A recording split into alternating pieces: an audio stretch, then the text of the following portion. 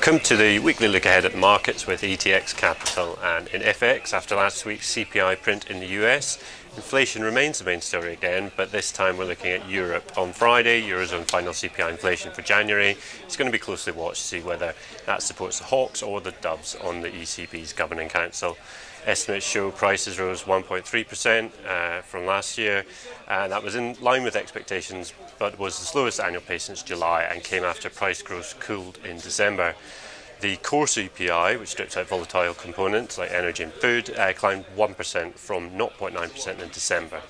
The data gives the ECB pause for thought. Does it need to unwind stimulus as quickly as the hawks want, or is there still not the sustained uptick in underlying price pressures to warrant taking the foot off the gas? In spite of the Eurozone economy's booming growth hit a decade high last year, the expansion in activity has yet to filter through to prices, and the ECB persistently misses that 2% target. So the divergence between GDP growth and inflation is a headache for the ECB. It makes its exit from QE that much more of a challenge.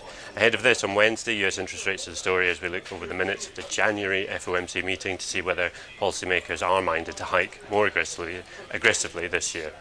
Finally, in equities, we have a raft of FTSE final results during Thursday and Friday, and some of the big US retail stocks, including Walmart, are due to release earnings. And that's all for the moment. Remember to head to the website for the full look at the week's big events.